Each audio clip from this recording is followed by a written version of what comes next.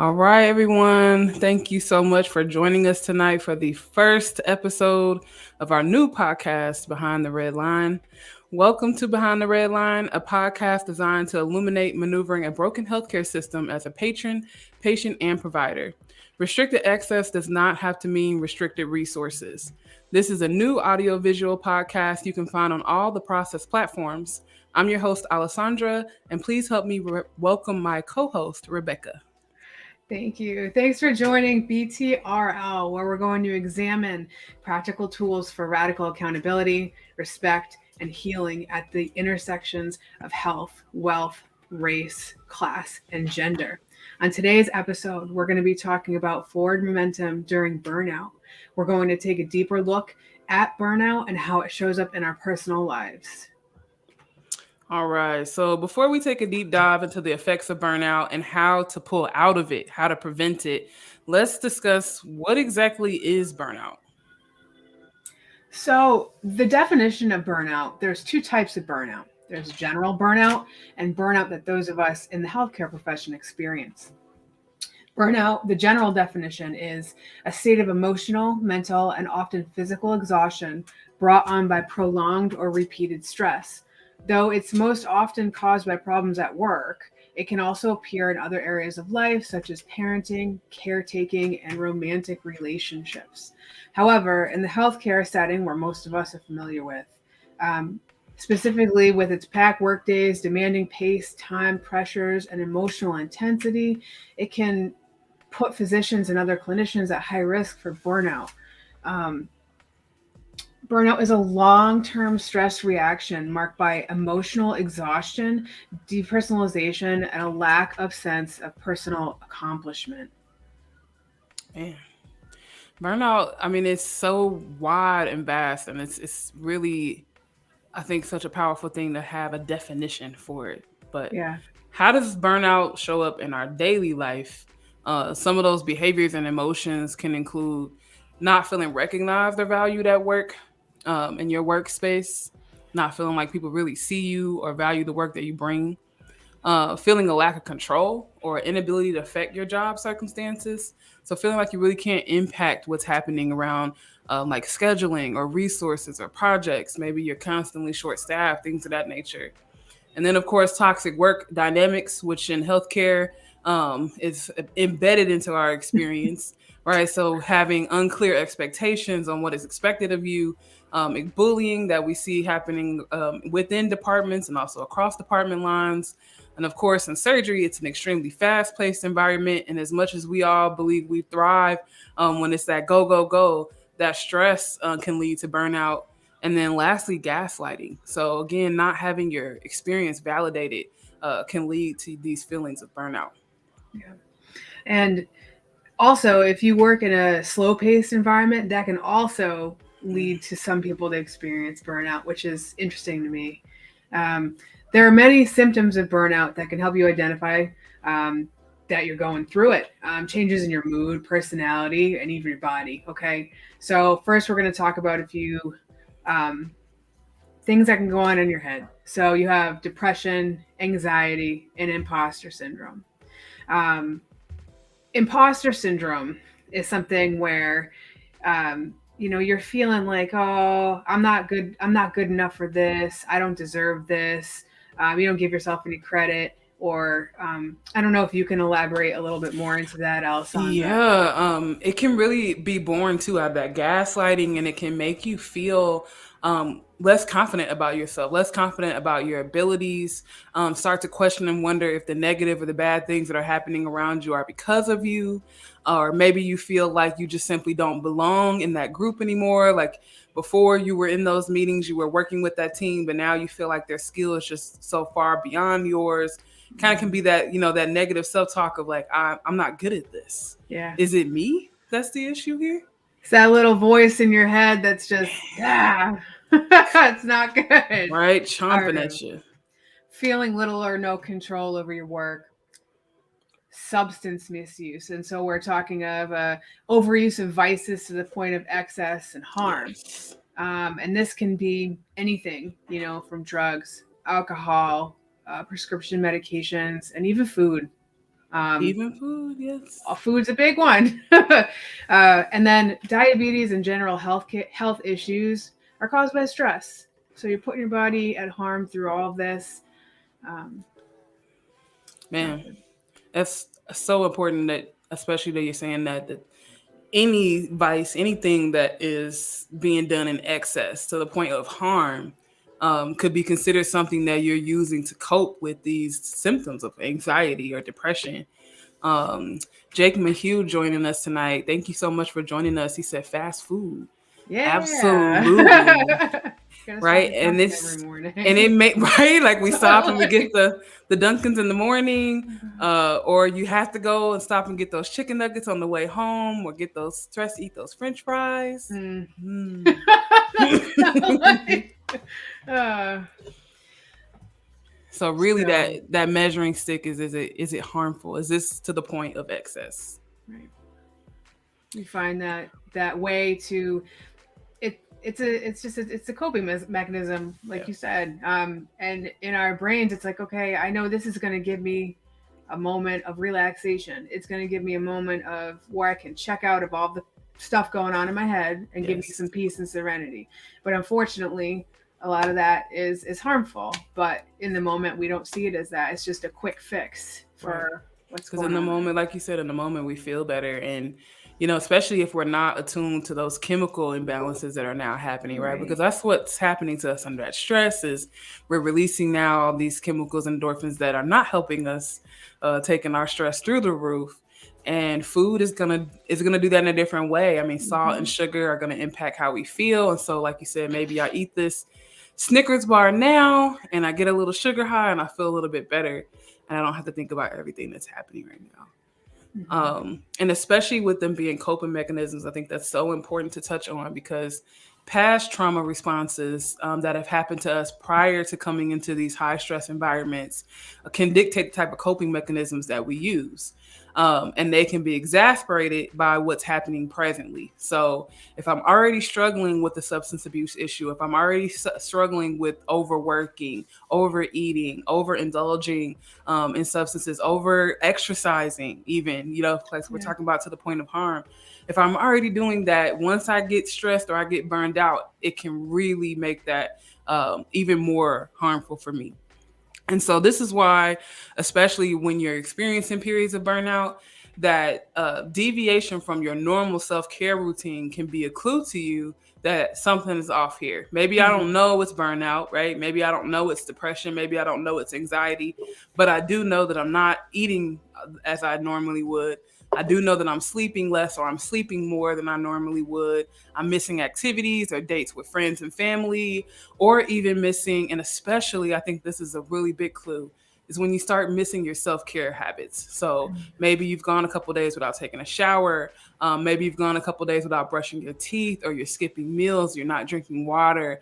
Those type of things can be a clue to you that maybe my mental state is starting to come into a space that's not so healthy for me. Yeah, and at first it might seem like, ah, I kind of need a shower today, but I'll just take one later tonight. Right? I'll And just take then one. and then you end up not taking one later that Then night. you right then later that night you're so tired you don't take Yeah, the shower. but The then morning you get up too late, you got to get out the door, right? yeah, and then you in your head, it's like you start to like, okay, I know I need a shower, but then you just you keep pushing it off. Same thing Keep with pushing. brushing your teeth in the morning. Like people have all there's so many people that have gotten to that point where it's just like, you start to just that those important things just don't become priority anymore. So, Absolutely. um, what are some of the ramifications of prolonged burnout? Okay, you may miss these symptoms appearing in your life, and you may not even know that you're going through this period of burnout.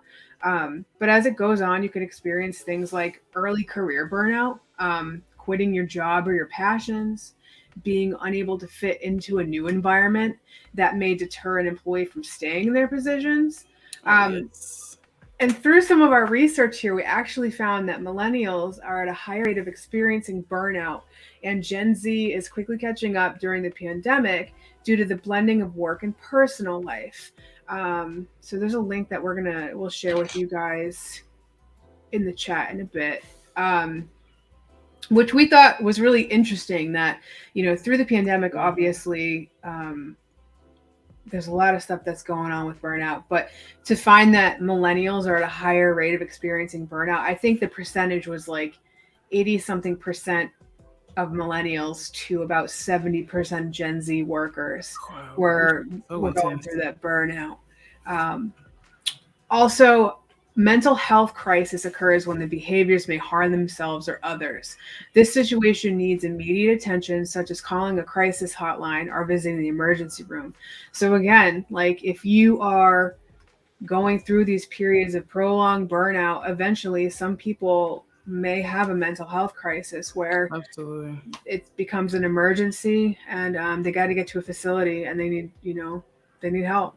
Um, so the crisis hotlines can help you through that, or going in the emergency room can help with that, like set you up Yes. with the long term goals there. So Right. I mean, it's just like anything in healthcare. When you're in that crisis, you want to triage. You want to get that person in a safe space and make sure that they don't have any tools to harm themselves. Get them stable, and then we can start talking about a long term health plan. And my hope, especially with Behind the Red Line, is to demonstrate that we all have, gone through mental health issues.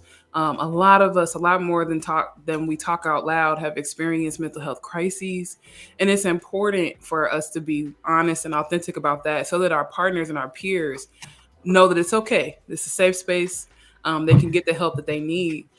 Earlier today, Rebecca shared a post on Facebook about veterinarians and the fact that suicide rates for them are extremely high and have been going up during the pandemic. And that was news to me. I hear it about healthcare workers, I hear it about vets, but I had never heard it about veterinarians.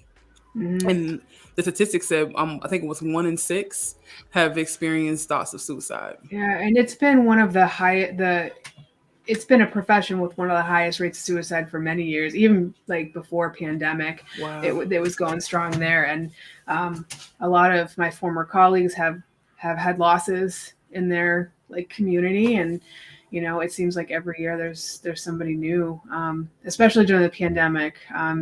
There's a whole that's for a whole other like Right. topic, but the veterinary field experienced a whole influx during COVID and put immense pressure on a field that's already really emotionally Already, taxing. already so much empathy required for the pets, for the patients, and then just this kind of layering, right? And if we don't have the tools there to really handle this stress, it can come out in ways that are detrimental, right? And that we can't come back from. So we definitely will be talking about things of that nature. And I do, just for anybody that's joining us, want you to know that at the bottom of the screen, I do have the phone number for the National Suicide Prevention Lifeline. This is available 24 hours a day. You can simply call this number. They also have texting versions if you don't feel comfortable to talk on the phone. You can text, and that person can just be there for you as an immediate confidant if you do feel like you have a plan in which to harm yourself. So thank you for sharing that about the veterinarians. I think that it's important for us to know what each other is going through. Yeah, definitely. Awesome. So Um, oh, go ahead. nope, I was just going to say it is important to know how everyone is affected because this stems like I was saying earlier, does everybody in any type of career can experience burnout. So to Yes, be insightful, healthcare, we have our own, and then outside it's different within other careers. But it's important to be aware that as humans, we are all linked by these potential situations. So we have absolutely. to have empathy for each other. Absolutely. And then hopefully, knowing that it changes the way that we deal with one another. One of the things that stuck out to me in that post was what was stressing the veterinarians out. And they talked about just unreasonable expectations, right? We're familiar with that. Just having really harsh conversation from their patrons. We're familiar with that. Yeah. So, like you said, it really is something that can happen across the industry, any industry. Yeah. All right. So burnout, in addition to affecting us personally and mentally, can also impair our relationships. And this may show up as apathy for some folks. So this is another space where we really can take a moment to step back and think about other potentials when we run into someone that's in a negative space, right? So if you have that negative Nancy person that every time you talk to them, they're always down or it's always an issue, maybe rather than us taking the approach of, oh, well, oh, here she goes again, there's Nancy again, maybe we can recognize it as a potential sign of burnout. If she was previously engaged in that work and now it's just clouds, just Eeyore all the time, that may be demonstrating that she's losing a connection with her job. And it could be also a symptom or sign of detachment, of not being able to register certain feelings in your body, and an increased friction in communication. So maybe this is a person that doesn't normally say too much, but now all of a sudden, every time you talk to them, it's an issue, or it seems negative, or it seems like it's difficult to talk Yeah. with them. Yeah. So another way that this can show up in activity is losing interest in your passions or your projects that you were previously excited about, things that you would normally run to as coping mechanisms or ways to de-stress, that now all of a sudden you couldn't care less about them. That could be a sign or a symptom to you that you're experiencing burnout. So thank you, Sarah Cruz, for joining us. Sarah says, speaking the same language in patient safety starts the frontline professional across all sterile processing fields. Absolutely. Mhm. I couldn't agree more. All right. So especially because we're talking about something that is such a wide topic, burnout, and burnout in healthcare, we hear it all the time, but what does it look like in your everyday life? And that's what I want to spend a little bit of time talking about next, is our personal experiences with burnout, because I think it's important, again, for us to just be authentic and let people know that, yeah, me too. This has happened to me too. Mhm. And actually, in that it's happened to me in multiple times across my career in various ways. Sometimes I've been able to quickly realize that maybe something's off in my routine, like with those showers, like, okay, wait a minute, that's not my normal, let me pull back, and I can take some time to really recharge and get myself back in the game. But there's also been times where I did not catch the signs for myself. I did not catch myself becoming apathetic. I didn't catch myself getting out of my routine, about not communicating with the folks I normally communicate with. And one of those experiences for me was when I took my first manager position. I was a young SPD leader trying to get in the game, and had a really big account where I was new to leadership, but also new to a trauma facility of that magnitude. I had over 100 cases a day, over 50 employees that I was managing. And of course, in SPD, I don't have to preach to the choir about how sometimes we have limited support staff, or we have equipment issues, or issues with our staff, and can just really, really become overwhelming. And so I ended up having the experience of experiencing like depression, anxiety. And for as much as I love sterile processing, I found myself in a space where I just could not physically make myself get up and go to work. And that was when I knew something is wrong, something is off.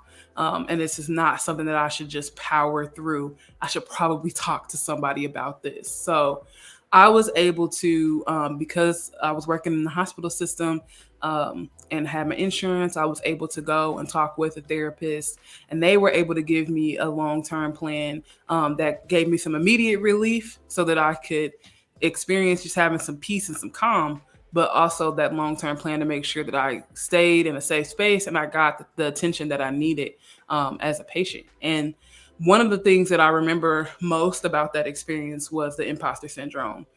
Because I felt very much like maybe I'm not good enough to do this. I'm not good at my job. Maybe I just need to quit. Maybe all the problems in this department are all me. It really shrunk my vision down into a tunnel of, okay, it's got to be me. It's got to be me, because I'm feeling all of this and I don't see everybody else feeling this.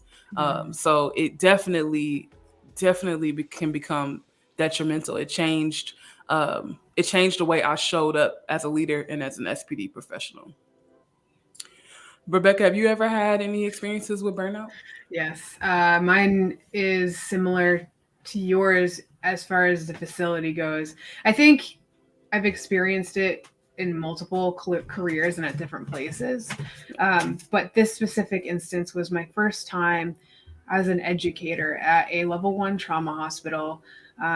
Over 100 cases a day. We had about 55 employees in our department. And it was something where it was complete culture shock to me. I've worked at trauma centers before, but never, not only when I was first starting off as a technician. So not realizing everything that's going on and it's just brand Right? new, right off, Because it is different working So, trauma as a tech versus working right. in leadership. Yeah. And then when I came back into the trauma hospital world within the leadership team as an educator, it was a massive culture shock. There's a lot of infighting in my situation, and leadership had been switched out numerous times. Yes. Like over the past couple of years, they've had managers and directors cycle through constantly. So the team was in a bit of a, the morale was very low. And the facility also had consultants coming in and out. Saris was there for a while. And it was just, again, cycling through leadership over and over again. And it was very difficult.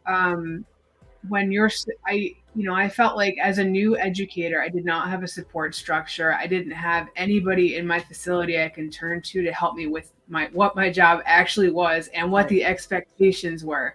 They're like, "Oh, here you go, first day of the job, like you got this, right?" I'm like, Go for "What?" it. Like I don't even know how. So it was just finite. That was very hard. And I was so proud to be in that facility and in that role. It was something I wanted to do forever. Yeah. And just because I love Yes. training and I love working with people and I love educating people. It makes me Yeah. feel good.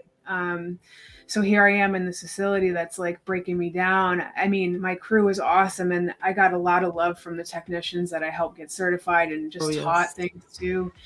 But like driving to work, I wanted to drive into telephone poles. Like Mm. I thought about running off the road a lot of times. Like I was real reckless. Like I've always been kind of like a speed demon, but like Come on. sometimes driving home at night, I'm just being reckless. So it was, and I didn't realize how bad it was until I left. The position I was in at prior to taking that on actually still had my old job left as an evening lead tech. So I went back, and all of a sudden it was like I could breathe.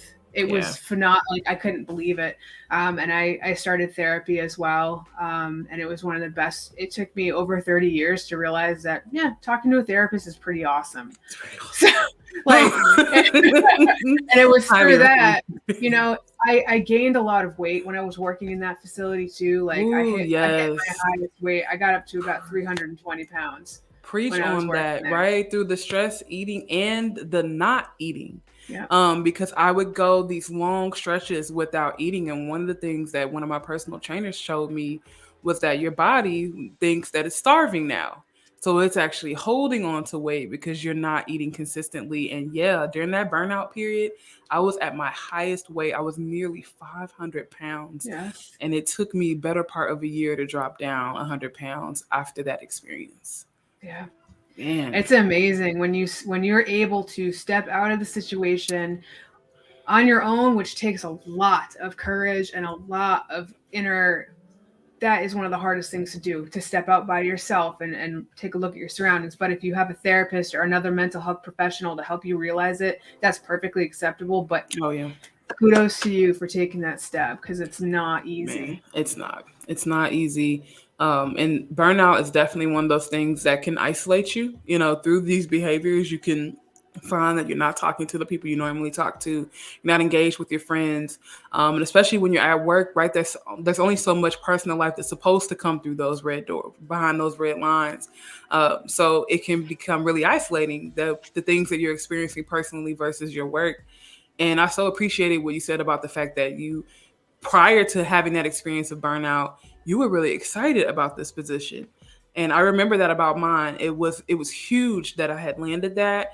Mhm. The system was really big. It was a primary facility for them, a pediatric tertiary hospital. So like it checked off all my all my boxes, and gave me a lot of projects that I would otherwise not have had an opportunity to work on, like moving hospitals or starting cardiac surgery lines. But that was definitely how I could tell I was not, my head was not in the game anymore. Mhm. The stress had just taken me completely and totally off focus. And I also went through the imposter syndrome like you did too, and it was terrible. I've never looked at myself like I've always been somebody that had goes through that, and like whether it's a lack of self confidence, lack of self esteem, but when I was at this facility, it just sounded like I was in a chamber and it was just constantly bouncing around in my Yes, head. It was terrible. terrible. Um, so that really started ramping up really hard. Definitely. And the amount of energy and focus that you're as you're spinning these thoughts, it really led me to hit a wall, especially with depression and anxiety, especially with suicidal ideation, because I hit a point where I was so stressed that my only thought was, "Ugh, I want to end it all. I want it all to be over. I don't want to think another thought because this is too much Yeah. for me, right? Even the basics of life were too much for me. And I contend that there were definitely points along that route that I could have seen what was coming. But because I didn't have this information about, okay, Alessandra, okay, notice that your routine's off. Notice that your passion for your projects is off. Notice that your thought process is really dark. And that's not your norm, because it piles up on you, right? It's almost like Denard talks about on the process, boiling the frog, right? And you don't really notice, like you said, your environment around you has changed so dramatically. So definitely leaving that environment, taking a break, not pushing myself to power through it, not pushing myself to work 24 hours a day, take the night shift calls, come in at 6 a.m. and just keep going and keep Yeah. going. And once I was able to get out of it, it gave me enough breathing room to build a new support system around myself. And that might look different for everybody. We're for us, it looked like therapy, which led to a whole other gamut of things that we'll talk about a little bit later. But maybe if that's not for you, you can start by reaching out to a friend that you feel comfortable talking with, or a spouse that you feel comfortable talking to. There's also services at work that we're going to get into here. So once you're in a place where you've recognized that there's some mental exhaustion going on, there's some burnout going on, it can be difficult to reach for your support system, but it really is required that you do so that you can really allow room for recovery. So some of the tools that I used were seeking support from my immediate manager.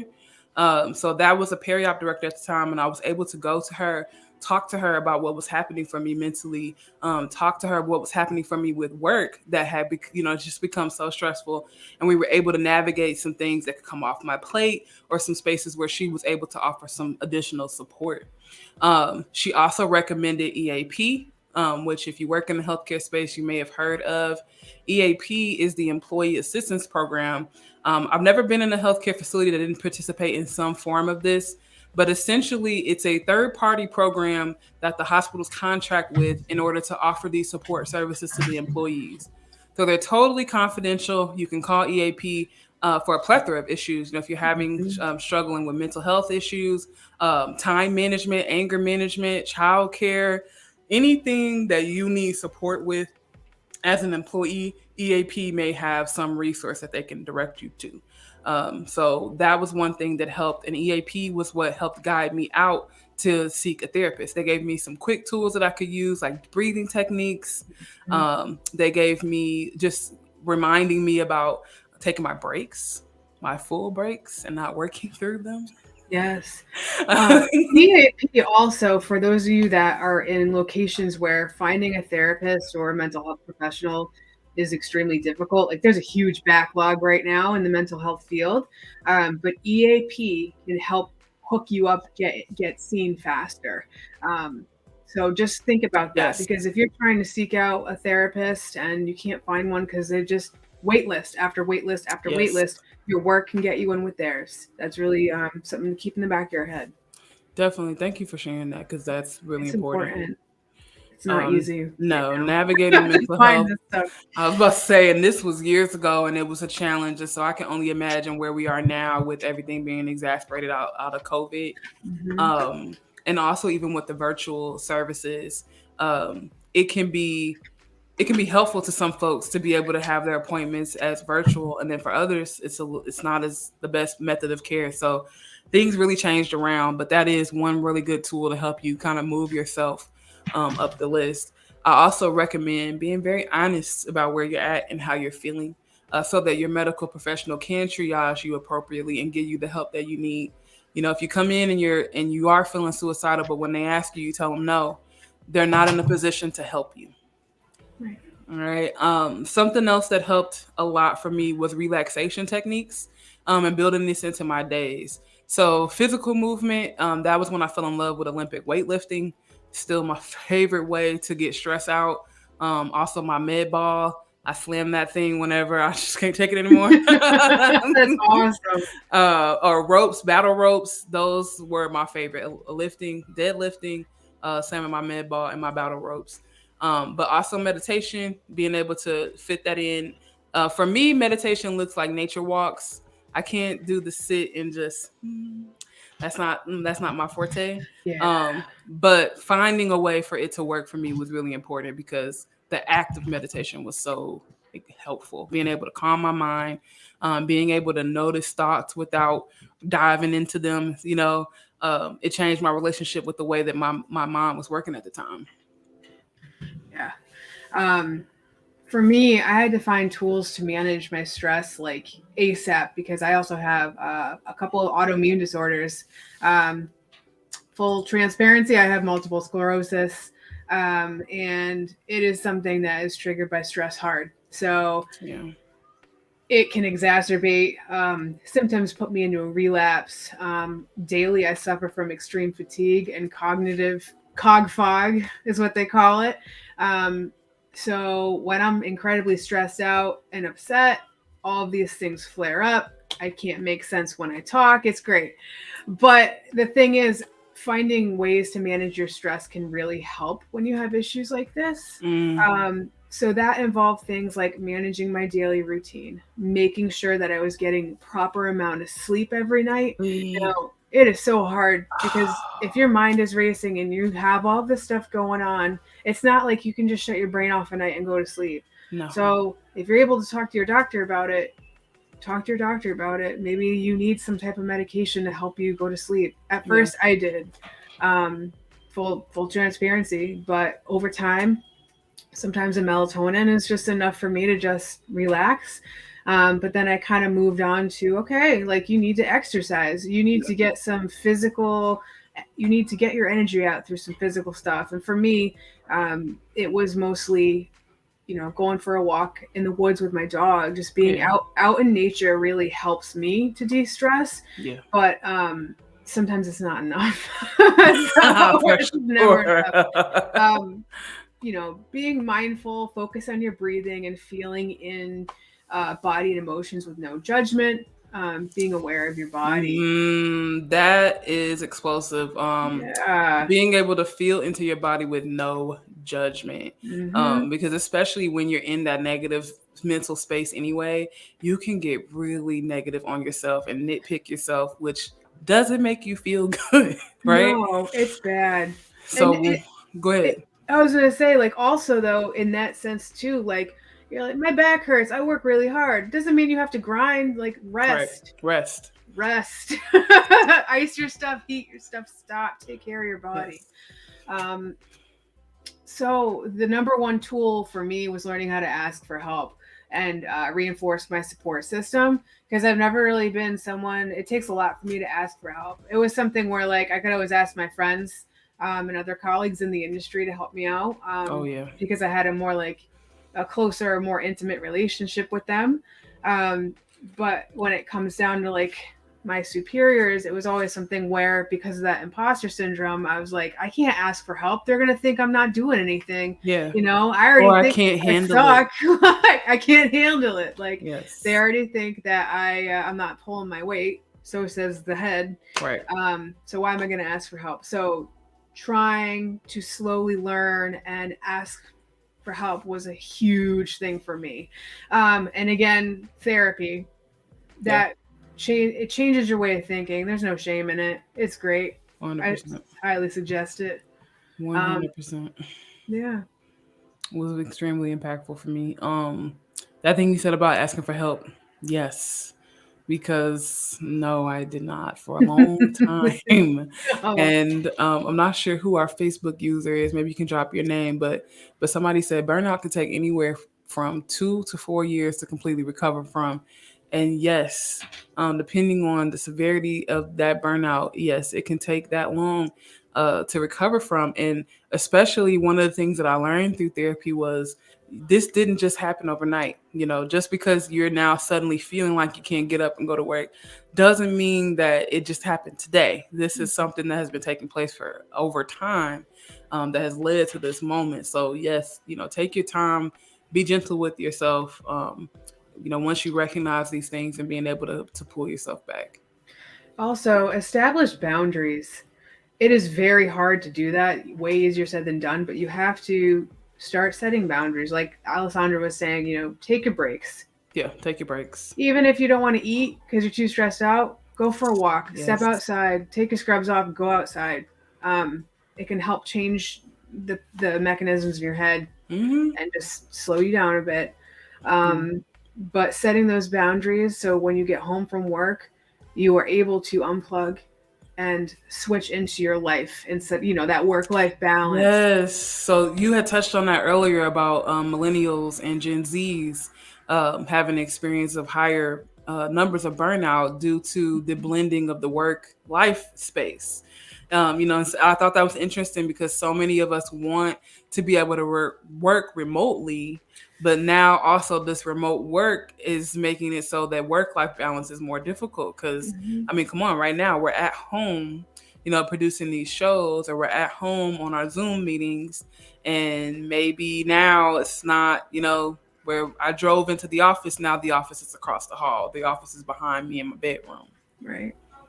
All right. So, Ofui, thank you so much for joining in. Ofui said, drink some water or have snacks. I highly recommend both. Make sure that you keep something on you, some snacks in your bag, water around you, so that you can snack on these things, especially when eating is not on top of your mind. Right. There were times where I just snacked because I knew I needed to. I know my body needs this. I don't feel hungry. I haven't felt hungry, but I know that I haven't eaten. Right, so that can definitely help. And it's important that water. Okay, so a Water. lot of us thrive on coffee. Like I love caffeine. It's bad. But if you don't have the balance ratio, guess what? Your anxiety and your depression is going to get worse. Your Yeah, anxiety is going to go through the roof if you aren't hydrated. yeah. So please make sure that, and I've learned this the hard way too. So make sure you're trying to balance it out. For every cup of coffee you have, drink a cup of water on the side. Whew, that goes for your juice and your soda onion. Yeah, for Right? everything, For anything with caffeine in it. everything.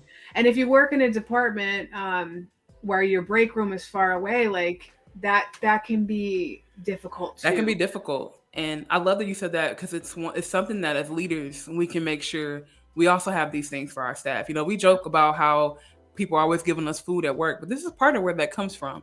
Especially when you're in places like the OR, it's not uncommon for you to see things like peanut butter or crackers or Yeah. juices to be stocked in the department for this specific purpose, because we know you're going to need it. We know you're going to need to keep that blood sugar up. We know you're going to need to be at that heightened state. So we keep those things in the room for you. So uh, no matter what industry you're in, because remember, this can happen to you anywhere. I was just spending the weekend talking to a student about how they experience burnout in their classes, right? This can happen to you anywhere. So you might want to think about, are there things that you could put in the office? Is there a office water cooler that can be brought closer Mhm. to the work area? Are there little snacks that you can store in there? Granola, different nuts, whatever is quick and easy and has a nice little shelf life. So, if you forget about it, it's okay. Grab it when you need it. All Yes. right. So hopefully, this episode, this first episode of the Behind the Red Line podcast was helpful for you. We talked a little bit about what burnout is, how it can show up in our daily lives. Rebecca and I talked a little bit about what our authentic experiences of burnout were, and also what some tools are you can use to really kind of help yourself rebound and recover. Um, and I want to thank everybody in the comments. Oh, Fui says spend some of the department account. Staff deserve it. Yes. Yes. And if you don't have it, get it in your budgets, okay? It can be done. All right. So thank you guys so much for listening to Behind the Red Line. I'm your host, Alessandra. This is your co-host, Rebecca. Today we took an authentic look at burnout, its effects, and how to get you back to a healthy space. And you can find this episode on our LinkedIn at linkedin.com/company/BTRL, on Facebook and on YouTube. Be sure to like the channel, and if you found this helpful, please share it. We're going to be doing this bi-weekly on Mondays at 6:30 p.m. Eastern Time. Awesome. Thank you guys so much. And just to give a little shout out to the process co host, Denard, make sure you guys head over there to that YouTube page, like, share, and subscribe. You'll get notified for all new episodes of Behind the Red Line, as well as the Process podcast.